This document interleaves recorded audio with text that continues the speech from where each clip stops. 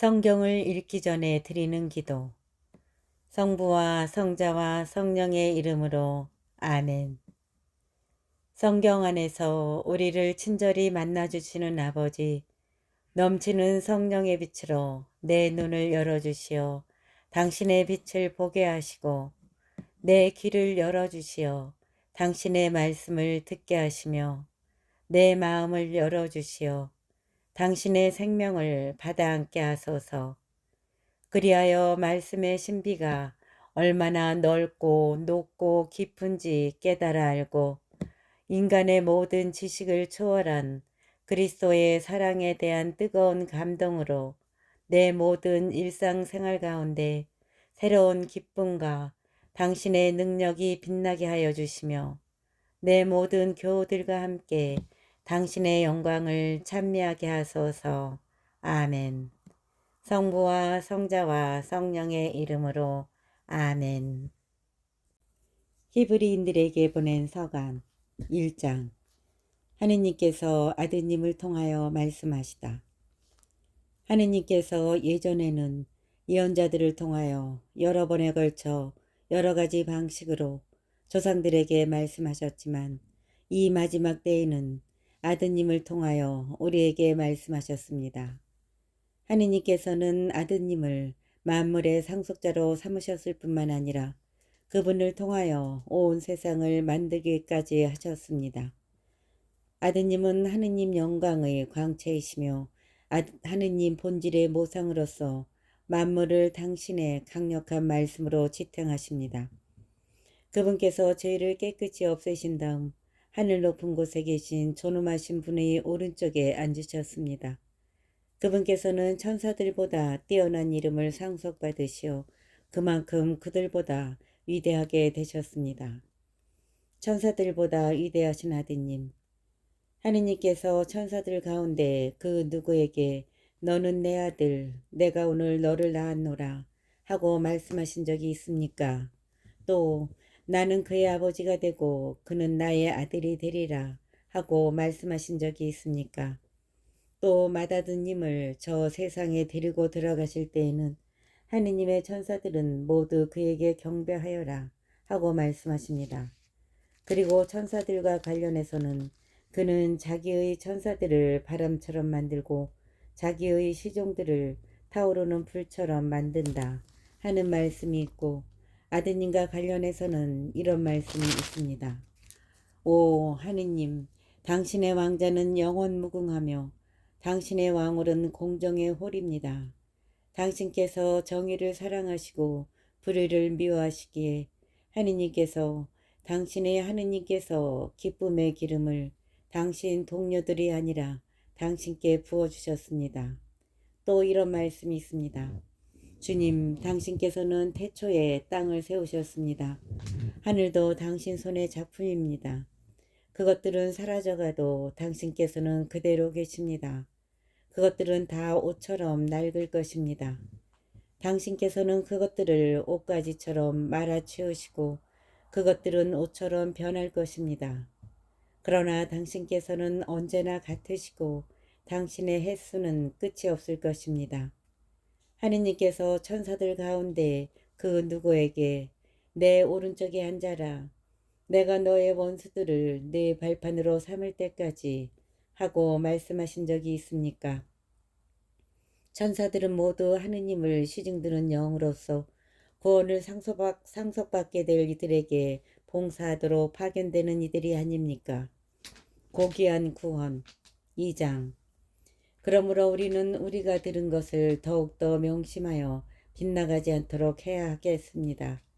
천사들을 통하여 선포된 말씀이 유효하고 그것을 어기거나 따르지 않는 자들은 모두 정당한 벌을 받았는데, 하물며 우리가 이렇듯 고귀한 구원을 소홀히 하면 어떻게 벌을 피할 수 있겠습니까?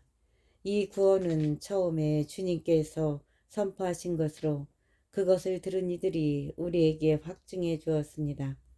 하느님께서도 당신의 뜻에 따라 표징과 이적과 갖가지 기적을 통하여 또 성령의 선물을 나누어 주시어 당신의 증언을 보태어 주셨습니다. 구원의 영도자. 하느님께서는 우리가 지금 말하고 있는 곧 앞으로 올 세상을 천사들의 지배 아래 두신 것이 아닙니다. 어떤 이가 어디에선가 이렇게 증언하였습니다. 인간이 무엇이기에 그를 기억해 주십니까? 사람이 무엇이기에 그를 돌보아 주십니까? 천사들보다 잠깐 낮추셨다가 영광과 존귀의 관을 씌워주시고 만물을 그의 발 아래 두셨습니다. 하느님께서는 이렇게 만물을 그의 지배 아래 두시면서 그 아래 들지 않은 것은 하나도 남겨놓지 않으셨습니다. 그런데도 우리가 보기에는 만물이 아직도 그의 지배 아래 들지 않았습니다. 그러나 우리는 천사들보다 잠깐 낮아지셨다가 죽음의 고난을 통하여 영광과 존귀의 간을 쓰신 예수님을 보고 있습니다. 이렇게 그분께서는 하느님의 은총으로 모든 사람을 위하여 죽음을 겪으셔야 했습니다. 만물은 하느님을 위하여 또 그분을 통하여 존재합니다. 만물은 하느님을 위하여 또 그분을 통하여 존재합니다. 이러한 하느님께서 많은 자녀들을 영광으로 이끌어 들이시면서 그들을 위한 구원의 영도자를 고난으로 완전하게 만드신 것은 당연한 일이었습니다. 사람들을 거룩하게 해주시는 분이나 거룩하게 되는 사람들이나 모두 한 분에게서 나왔습니다. 그러한 까닭에 예수님께서는 그들을 형제라고 부르기를 부끄러워하지 않으시고 이렇게 말씀하십니다. 저는 당신 이름을 제 형제들에게 전하고 모임 한가운데에서 당신을 찬양하오리이다. 또 나는 그분을 신뢰하리라 하시고 보라 나다. 그리고 하느님께서 나에게 주신 자녀들이다 하고 말씀하셨습니다. 이 자녀들이 피와 살을 나누었듯이 예수님께서도 그들과 함께 피와 살을 나누어 가지셨습니다. 그것은 죽음의 권능을 쥐고 있는 자, 곧 악마를 당신의 죽음으로 파멸시키시고 죽음의 공포 때문에 한평생 종살이에 얽매여 있는 이들을 풀어주시려는 것이었습니다. 그분께서는 분명 천사들을 보살펴 주시는 것이 아니라 아브라함의 후손들을 보살펴 주십니다. 그렇기 때문에 그분께서는 모든 점에서 형제들과 같아지셔야 했습니다. 자비로울 뿐만 아니라 하느님을 섬기는 일에 충실한 대사자가 되시어 백성의 죄를 속죄하시려는 것이었습니다. 그분께서는 고난을 겪으시면서 유혹을 받으셨기 때문에 유혹을 받는 이들을 도와주실 수가 있습니다. 3장 모세보다 위대하신 예수님. 그러므로 하늘의 부르심을 함께 받은 거룩한 형제 여러분, 우리 신앙 고백의 사도이며 대사자이신 예수님을 생각해 보십시오. 모세가 하느님의 온 집안을 충실히 맡고 있었듯이 예수님께서도 당신을 세우신 분께 충실하셨습니다. 그러나 집을 지은 이가 집보다 더 존귀하듯이 예수님도 모세보다 더 큰 영광을 누리셔야만 마땅합니다. 어떤 집이든 그것을 지은 이가 있습니다. 그런데 만물을 지으신 분은 하느님이십니다. 모세는 하느님께서 장차 말씀하시려는 것을 증언하려고 종으로서 그분의 온 집안을 충실히 맡고 있었습니다. 그러나 그리스도께서는 그분의 집안을 맡은 아드님으로서 충실하신 분이십니다. 그러나 그리스도께서는 그분의 집안을 맡은 아드님으로서 충실한 분이십니다. 우리가 그분의 집안입니다. 우리의 희망에 대하여 확신과 긍지를 굳게 지니는 한 그렇습니다. 하느님께서 주시는 안식. 그러므로 성령께서 말씀하시는 그대로입니다. 오늘 너희가 그분의 소리를 듣거든 마음을 완고하게 갖지 마라. 광야에서 시험하던 날처럼 반항하던 때처럼 거기에서 너희 조상들은 내가 한 일을 보고서도 나를 떠보며 시험하였다. 40년 동안 그리하였다. 그래서 나는 그 세대에게 화가 나 말하였다. 언제나 마음이 빗나간 자들, 그들은 내 길을 깨닫지 못하였다. 그리하여 나는 분노하며 맹세하였다. 그들은 내 안식처에 들어가지 못하리라. 형제 여러분, 여러분 가운데에는 믿지 않는 악한 마음을 품고서 살아계신 하느님을 저버리는 사람이 없도록 조심하십시오. 오늘이라는 말이 들리는 한 여러분은 날마다 서로 격려하여 죄의 속임수에 넘어가 완고해지는 사람이 하나도 없도록 하십시오. 우리는 그리스도의 동료가 된 사람들입니다. 우리는 그리스도의 동료가 된 사람들입니다. 처음의 결심을 끝까지 굳건히 지니는 한 그렇습니다. 오늘 너희가 그분의 소리를 듣거든 반항하던 때처럼 마음을 완고하게 갖지 마라 하셨는데 듣고도 반항한 자들은 누구였습니까? 모두 모세의 인도를 받아 이집트에서 빠져나온 그 사람들이 아닙니까? 또 하느님께서는 40년 동안 누구에게 화가 나셨습니까? 죄를 지은 사람들, 시체가 되어 광야에 쓰러진 그 사람들이 아닙니까? 또 하느님께서는 누구에게 당신의 안식처에 들어가지 못하리라고 맹세하셨습니까? 순종하지 않은 그 사람들이 아닙니까? 우리가 보듯이 과연 그들은 불신 때문에 안식처에 들어가지 못하였습니다. 4장. 그러므로 하느님의 안식처에 들어갈 수 있다는 약속이 계속 유효한데도 여러분 가운데 누가 이미 탈락하였다고 여겨지는 일이 없도록 우리 모두 주의를 기울입시다. 사실 그들이나 우리나 마찬가지로 기쁜 소식을 들었습니다. 그러나 그들이 들은 그 말씀은 그들에게 아무런 이득이 되지 못하였습니다. 그 말씀을 귀여겨 들은 이들과 믿음으로 결합되지 못하였기 때문입니다. 믿음을 가진 우리는 안식처로 들어갑니다. 그것은 하느님께서 그리하여 나는 분노하며 맹세하였다.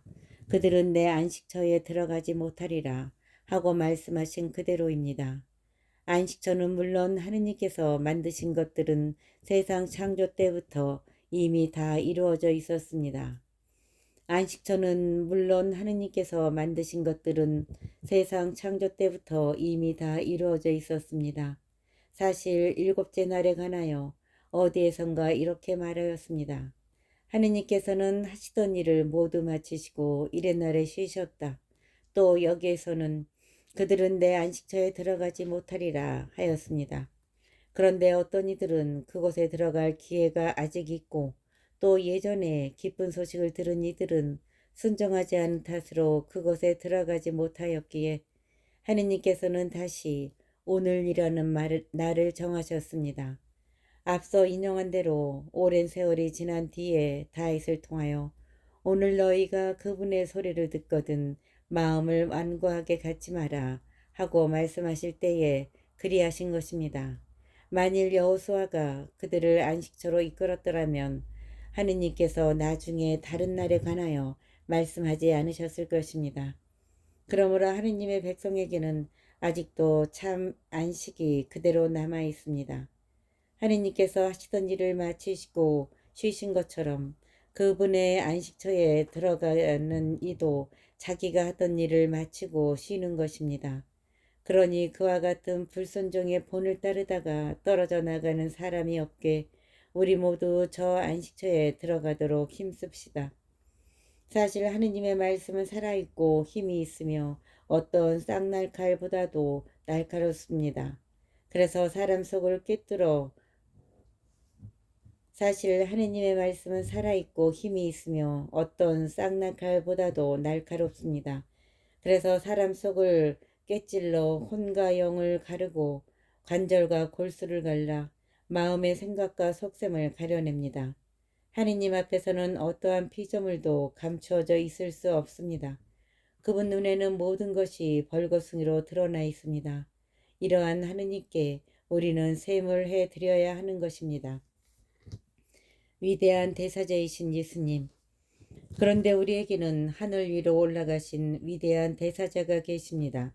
하느님의 아들 예수님이십니다. 그러니 우리가 고백하는 신앙을 굳게 지켜나갑시다. 우리에게는 우리의 연약함을 동정하지 못하는 대사자가 아니라 모든 면에서 우리와 똑같이 유혹을 받으신 그러나 죄는 짓지 않으신 대사자가 계십니다. 그러므로 확신을 가지고 은총의 원자로 나아갑시다. 그리하여 자비를 얻고 은총을 받아 필요할 때에 도움이 되게 합시다. 5장. 모든 대사제는 사람들 가운데서 뽑힌 사람들을 위하여 하느님을 섬기는 일을 하도록 지정된 사람입니다. 그 죄 때문에 예물과 제물을 바치는 것입니다. 그는 자기도 약점을 짊어지고 있으므로 무지하여 길을 벗어난 이들을 너그러이 대할 수 있습니다. 그리고 연약한 탓에 백성의 그 죄뿐만 아니라 자기의 죄 때문에도 제물을 바쳐야 합니다. 이 영예는 어느 누구도 스스로 얻은 것이 아니라 아론과 같이 하느님에게서 부르심을 받아 얻는 것입니다. 이처럼 그리스도께서도 대사자가 되는 영광을 스스로 차지하신 것이 아니라 그분께 너는 내 아들, 내가 오늘 너를 낳았노라 하고 말씀하신 분께서 그렇게 해주신 것입니다. 또 다른 곳에서 말씀하신 그대로입니다. 너는 멜키체덱과 같이 영원한 사제다. 예수님께서는 이 세상에 계실 때 당신을 죽음에서 구하실 수 있는 분께 큰 소리로 부르짖고 눈물을 흘리며 기도와 단언을 올리셨고 하느님께서는 그 경외심 때문에 들어주셨습니다. 예수님께서는 아드님이시지만 고난을 겪으심으로써 순종을 배우셨습니다. 그리고 완전하게 되신 뒤에는 당신께 순종하는 모든 이에게 영원한 구원의 근원이 되셨으며 하느님에게서 멜키체덱과 같은 대사제로 임명되셨습니다. 성숙한 신앙생활. 이것에 관해서는 우리가 할 말이 많지만 여러분이 알아듣는 데에 둔해진 까닭에 설명하기가 어렵습니다. 사실 시간으로 보면 여러분은 벌써 교사가 되었어야 할 터인데 아직도 하느님 말씀의 초보적인 원리를 다시 남에게서 배워야 할 필요가 있습니다. 여러분은 단단한 음식이 아니라 젖이 필요한 사람이 되었습니다. 젖을 먹고 사는 사람은 모두 악이이므로 옳고 그름을 가리는 일에 서툽니다. 단단한 음식은 성숙한 사람들을 위한 것입니다. 그들은 경험으로 좋고 나쁜 것을 분별하는 훈련된 지각을 가지고 있습니다.